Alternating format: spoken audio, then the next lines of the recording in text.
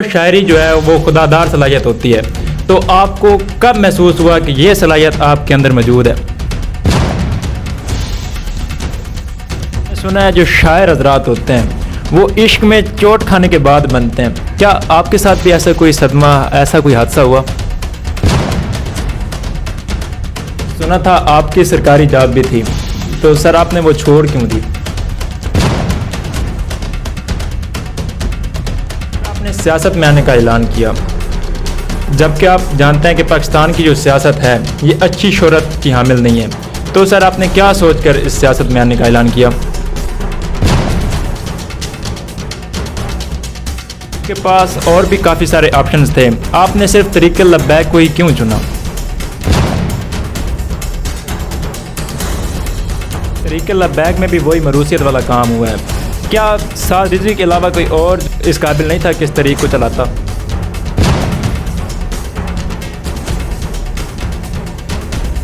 अच्छा सर जी, मुझे ये बताएं कि खादिम हुसैन रिज़वी के जाने के बाद पार्टी को नुकसान हुआ है या उनकी मकबूलियत में इजाफा हुआ है? जी अस्सलाम वालेकुम नाज़रीन, कैसे आप सब लोग? ठीक ठाक हैं, खैरियत से हैं, फिट फाट हैं। आज हमारे साथ जो शख्सियत मौजूद हैं किसी तारफ़ के मोहताज नहीं हैं। हमारे पंजाब का जाना पहचाना नाम, हमारे ज़िला कुशाब की शान जनाब जावेद राज साहब, और मैं इनका ख़ुद भी बहुत बड़ा फ़ैन हूँ और मैं बहुत ज़्यादा एक्साइटेड हूँ कि जिस हस्ती का मैं फ़ैन हूँ वो मेरे सामने बैठे हैं। तो आइए सर से कुछ चंद सवालात करते हैं। सर अस्सलाम वालेकुम। वालेकुम सलाम। सर कैसे हैं आप? मेहरबानी ब्रदर साहब, शुक्रिया। सर वैसे तो शायरी जो है वो खुदादार सलाहियत होती है, तो आपको कब महसूस हुआ कि ये सलाहियत आपके अंदर मौजूद है? जी बिस्मिल्लाहिर्रहमानिर्रहीम। ये मीर जेठल चैनल यूट्यूब भाई अब्दुल राज़िक साहब, मसला यह है कि जो शायर वाकई ही जो होता है वो पैदा होता है, बनता नहीं है, लेकिन यकीनन किसी न किसी दौर में उसको एहसास होता है कि मेरे अंदर ये टैलेंट मौजूद है। तो ये ज़रूरी नहीं कि वो किसी उम्र में भी हो जाए। थोड़ा सा मुतासर होता है जब वो पोइट्री से तो लिखना शुरू करता है तो उसको खुद ब खुद पता चल जाता है कि मैं लिख सकता हूँ। अच्छा सर जी, एक और सवाल कि मैंने सुना है जो शायर हजरात होते हैं वो इश्क में चोट खाने के बाद बनते हैं। क्या आपके साथ भी ऐसा कोई सदमा, ऐसा कोई हादसा हुआ? मैं इस चीज़ को बिल्कुल कहूँ इस तरह नहीं समझता। थोड़ा सा शायद कोई इसमें होगा फैक्टर कि लोग इश्क की चोट के बाद जब कोई होते होंगे, लेकिन शायरी बजात खुद जो है ना, शायर वो एक सेंसिटिव माइंड इनकी इख्तरा होती है। शायरी जो है ना, एहसास बंदे की वो इजहार होता है। तो वो तो एहसास बंदा ठीक है, ये इसको आप इश्क कहते हैं। इस तरह के हादसात हो तो सकते हैं, लेकिन शायर बनता नहीं है, शायर पैदा होता है। पैदा होते ही वो शायर होता है। हाँ, ये हो सकता है कि कभी उसको, जिस तरह पहला सवाल आपने किया था कि आपको कब पता चला कि आप शायर हैं, तो शायरी तो शुरू से शायर होता है, लेकिन उसको बाज़ औक़ात इस तरह पता चलता है कि उसको कुछ छोटा मोटा वो इश्क हो जाता है, इसकी वजह से वो शायरी शुरू कर देता है, या फिर उसको कोई वैसे मुल्की लेवल पे कोई ऐसी बात होती है, या फिर किसी शायर से मुतासर होता है, तो वो एक एज तो होता है, एक मोड़ तो होता है वो इश्क, लेकिन वो शायरी का कुल नहीं होता है, वो जुज़्व हो सकता है। वो जिससे इश्क हो जाए वो एक जुज़्व होता है, वो एक छोटी सी। अब यूँ सोच लें, बाद लोग इस तरह सवाल करते हैं तो उनको ये जवाब देता हूँ कि जब एक जंगल को आग लगाने के लिए एक माचिस की तीली इस्तेमाल होती है, जो माचिस की तीली है वो सबसे पहले खुद जल जाती है। फिर जब जंगल जल रहा होता है तो कभी ऊपर से आने वाले ने कभी ये नहीं कहा कि वो माचिस की तीली ढूंढो जिसने इस जंगल को आग लगाई थी। हाँ, वो माचिस की तीली होगी किसी शायर की ज़िंदगी में, वो बहुत पीछे रह गई होगी, बहुत पीछे रह गई। जब जंगल को आग लगती है तो फिर आप तो जंगल की आग का नज़ारा करें। अच्छा सर जी, मुझे ये बताएं कि शायरी जो है ये खुदा की तरफ से होती है, मतलब इंसान जो है गॉड गिफ्टेड होता है, या ये सीखने से भी जो है इंसान इसको अचीव कर सकता है?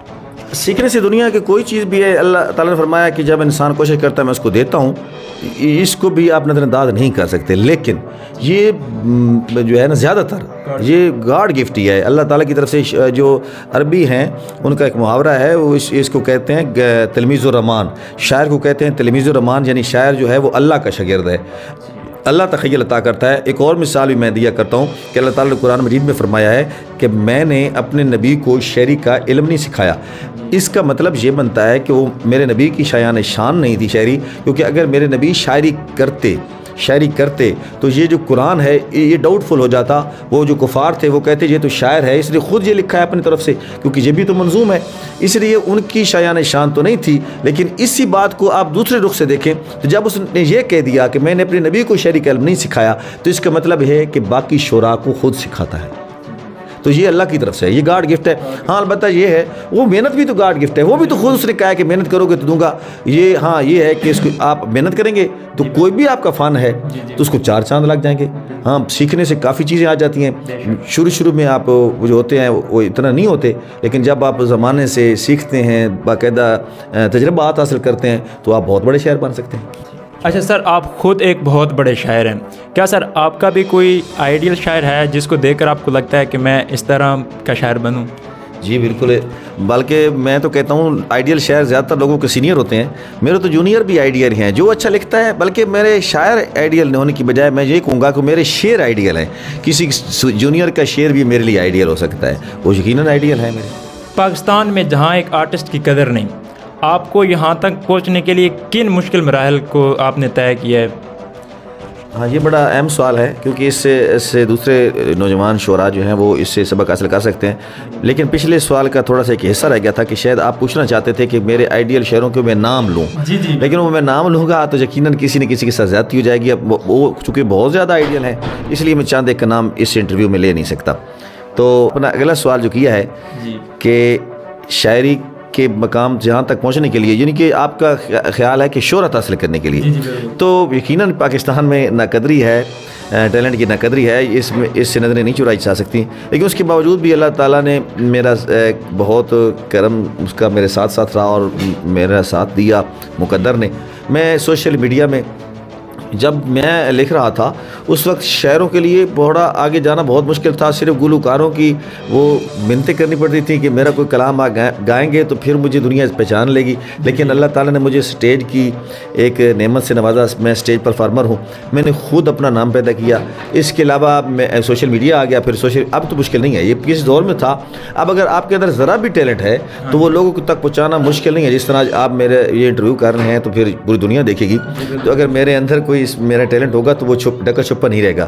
اب نام پیدا کرنا مشکل نہیں ہے. ہاں یہ ہے کہ مقدر ساتھ دیتا ہے، کسی کا نہیں دیتا ہے.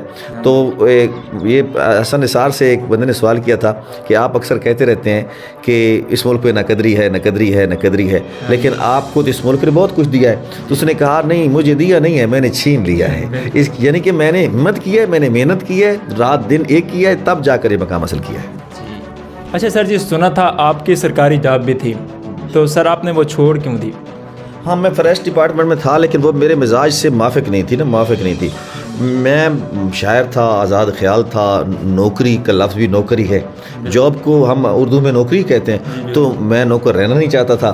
تو میں میرے مزاج کے خلاف تھی. یعنی کہ میں آزاد منش انسان تھا، لکھنا تھا. اور اس کے علاوہ میں پروٹیسٹنگ پوئٹری کرتا ہوں، احتجاجی شاعری کرتا ہوں. میں اس وقت کے حکمران کے خلاف لکھ رہا تھا. تو یقیناً میری نوکری ویسے بھی خطرے میں تھی، کسی وقت چلی جانی تھی. تو پھر میں نے خود ہی چھوڑ دی. سر آپ نے سیاست میں آنے کا اعلان کیا، جبکہ آپ جانتے ہیں کہ پاکستان کی جو سیاست ہے یہ اچھی شہرت کی حامل نہیں ہے. تو سر آپ نے کیا سوچ کر اس سیاست میں آنے کا اعلان کیا؟ پاکستان کی سیاست اچھی صورت کی عمل نہیں ہے، لیکن سیاست مشکل نہیں ہے. سیاست ایسی چیز نہیں ہے جس کو گندہ کہا جا سکے. سیاست تو ایک احساس کا نام ہے، اپنے معاشرے کو تبدیل کرنے کا نام ہے. ویسے تو جانور بھی زندہ رہتے ہیں، اپنے لیے کھانا کھا لیتے ہیں، پانی پی لیتے ہیں، دھوپ میں بیٹھ جاتے ہیں، کبھی سائے میں بیٹھ جاتے ہیں. اس طرح تو انسان نہیں گزارے گا تو وہ انسان نہیں ہوگا. انسان کو دوسروں کا احساس ہوتا ہے. جس ملک میں استحصال ہو رہا ہو، جس ملک میں غریبوں پر ظلم ہو رہا ہو، قانون دو ہوں، انصاف نہ ہو، تو اس ملک میں رسول نے کہا تھا اگر جو سیاست میں نہیں آئے گا، ایسے حالات میں جو سیاست میں نہیں آئے گا تو وہ یا بزدل ہوگا، یا بے غیرت ہوگا، یا بے حس ہوگا. اچھا سر جی، آپ کے پاس اور بھی کافی سارے آپشنز تھے، آپ نے صرف طریق لبیک کو ہی کیوں چنا؟ ہاں میں نے ایک پہلے بھی آپشن جوائن کیا تھا، اس کا آپ نے ویسے پتہ نہیں کیوں حوالہ نہیں دیا. میں نے کافی عرصہ تک پاکستان تحریک انصاف عمران خان کو جوائن کیا رکھا. بلکہ میں عمران خان صاحب کا احترام اب بھی میرے دل میں ہے، کوئی مسئلہ نہیں ہے. لیکن صرف اور صرف جو ہے نا مقامی سیاست، اس کی کچھ مجبوریاں تھیں، یا پھر میں جینوئن تبدیلی دیکھنا چاہتا تھا. تو عمران خان کی تبدیلی میں تھوڑا سا مجھے ڈاؤٹ تھا کہ وہ تبدیلی کبھی بھی ایسی نہیں ہو سکتی کہ مقامی سطح پر وہ لوگ جو روٹ لیول کے لوگ ہیں وہ اوپر آ جائیں. پھر بھی پورے پاکستان میں آپ تجزیہ کر لیں, سروے کروا لیں, آپ ان کی لسٹیں دیکھ لیں جو الیکشن لڑ رہے ہیں. ان کے باپ دادا انگریزوں کے ساتھ تھے, پھر یہی لوگ جو تھے پھر پہلے اس سے پہلے بھی یہ راجہ رنجیت سنگھ کے ساتھ تھے, پھر مغلوں کے ساتھ تھے, پھر انگریزوں کے ساتھ تھے, پھر بھٹو کے ساتھ تھے. ہر دور میں ہر چڑھتے سورج کی پوجا کرنے والے لوگ پی ٹی آئی میں شامل ہو گئے تھے. اس لیے اب پی ٹی آئی میں اصل انقلابی کا جینا محال تھا. تو میں تحریک لبیک کو عصر حاضر میں سب سے بہتر سمجھتا ہوں, اس لیے میں نے تحریک لبیک کو جوائن کیا ہے. اچھا جی, تحریک لبیک میں بھی وہی مروثیت والا کام ہوا ہے, کیا سعد رضوی کے علاوہ کوئی اور جو ہے اس قابل نہیں تھا کہ اس تحریک کو چلاتا؟ آپ خود دیکھ لیں, اگر اتنے قابل لوگوں نے قبول کر لیا ہے اس کو تو یہ سوال اب بنتا نہیں ہے. لیکن سب سے پہلے میں یہ کہوں گا کہ یہ بات آپ کی بالکل ٹھیک ہے, جو سوچ آپ کے اندر آئی ہے وہ یہ ہو سکتی ہے کہ ایک قابل باپ کا بیٹا بھی قابل ہو, یہ ضروری نہیں, لیکن نہ ہو یہ بھی ضروری نہیں. دیکھیں ہو سکتا ہے, اب دیکھنا یہ ہے کہ اب کیسے پتہ چل جائے گا کہ سعد رضوی خادر رضوی کا متبادل نہیں ہے یا ہے. اس کا پتہ وقت بتائے گا. وقت اگر وہ اپنے آپ کو قابل نہ کر سکا تو یقیناً فیل ہو جائے گا. لیکن میرے خیال میں باقی جو موروثیت ہے پاکستان میں ہو رہی ہے, اس سے سب سے بہتر یہ بندہ اس نے اپنے آپ کو خادم حسین رضوی کا متبادل ثابت کیا ہے. یہ میرا نظریہ ہے, آپ کا نظریہ مختلف ہو سکتا ہے, لوگوں کا نظریہ مختلف ہو سکتا ہے, لیکن اس کی کچھ خوبیاں جو خادم حسین رضوی میں تھیں وہ بالکل سعد رضوی صاحب میں بھی موجود ہیں. دلیری تھی, ایک مخلص پن تھا. ہم جو چیزیں دیکھ کر رہے ہیں وہ اس میں موجود ہیں. ہم نے دیکھا تھا خادم رضوی دلیر آدمی ہے, ہم نے دیکھا سعد رضوی دلیر آدمی ہے. ہم نے سوچا تھا خادم حسین رضوی صاحب جو ہیں وہ پاکستان کے ساتھ, قوم کے ساتھ, اسلام کے ساتھ, ختم نبوت کے ساتھ مخلص ہیں, اور ہم نے دیکھا کہ سعد رضوی اسی طرح مخلص ہے. لیکن میں تو شاعر ہوں, جب میں اس کو مخلص نہیں پاتا یا آئندہ خدا نہ خواستہ وہ مخلص نہیں پاؤں گا تو میں چھوڑ دوں گا. یہ ہتھ کڑیاں تو نہیں ہیں. اچھا سر جی, مجھے یہ بتائیں کہ خادم حسین رضوی کے جانے کے بعد پارٹی کو نقصان ہوا ہے یا ان کی مقبولیت میں اضافہ ہوا ہے؟ یہ بڑا اہم سوال ہے, اس کے جواب پوری توجہ سے سنیے گا. کہ بابا خادم حسین رضوی جیسے لوگ صدیوں میں پیدا ہوتے ہیں اور ان کی کمی واقعی پوری نہیں ہو سکتی, لیکن یہ امت مسلمہ کا نقصان تھا, یہ ٹی ایل پی کا نقصان نہیں تھا, یہ امت مسلمہ کا نقصان تھا بابا رضوی کے جانے کا. وہ تو امت مسلمہ کا, لیکن جو ٹی ایل پی ہے وہ اللہ تعالیٰ بڑا غفور الرحیم ہے. ٹی ایل پی میں جو ہے اضافہ ہوا ہے ٹی ایل پی کی مقبولیت کا. بابا خادم کے ہوتے ہوئے شاید ینگ بلڈ نہیں آ رہا تھا. سعد رضوی ایک ایسا بندہ ہے وہ ینگ بلڈ کو کیچ کر رہا ہے. بلکہ آپ یوں سمجھیں کہ دوسری جماعتوں سے جو لوگ ڈراپ ہو رہے ہیں, دوسری جماعتوں کے جو نوجوان بدظن ہو کر چھوڑ رہے ہیں یا کسی اور وجہ سے چھوڑ رہے ہیں, ان کی پناہ گاہ ثابت ہو رہی ہے. وہ سعد رضوی ان کو بڑے خوبصورتی سے ویلکم کر رہے ہیں اور پارٹی میں دوگنا اضافہ ہو چکا ہے میری نظر میں, اور لوگوں کے نظریات اس پہ بھی بڑھ کر ہو سکتے ہیں.